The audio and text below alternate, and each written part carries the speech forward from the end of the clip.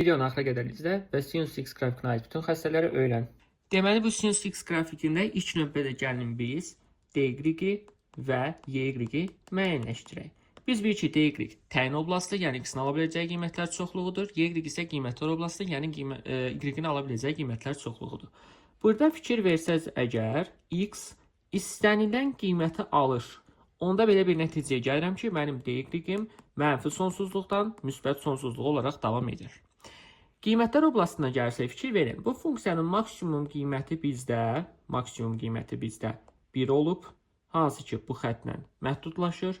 Ən kiçik qiyməti isə -1 olub, hansı ki bunu ilə məhdudlaşır. Onda belə bir nəticəyə gəlirəm ki, mənim qrafikimdə y -1 ilə 1-in arasında qiymət alacaq. Keçək növbəti hissəsinə.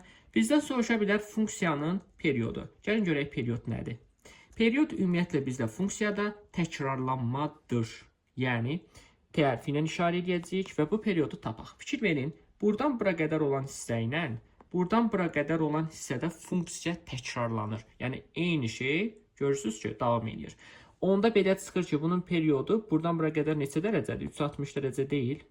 Yəni, bu da 2π-dir. Deməli, sinus x-in periodu nəymiş? 2π imiş. Burada sonra bizdən başqa nə soruşa bilər? Müsbət, mənfi, hansı rüblərdə müsbət olur, hansı rüblərdə mənfi olur, digər tərəfdən hansı rübdə artır, azalır. Fikir verin sinus x-in qrafikində. Buranı birinci rüb götürək, buranı ikinci rüb götürək, buranı üçüncü rüb götürək, buranı dördüncü rüb götürək. Fikir verin, hansı rüblərdə müsbətdir y? Birinci rüblə, ikinci rüblərdə fikir verin, 1 ilə 2-də y-imiz nədir? Müsbətdir. Deməli, 1 ilə 2-də y-imiz sinus x hansı qiymətlər alır? Müsbət qiymətlər alır. Fikir verin, 3 ilə 4.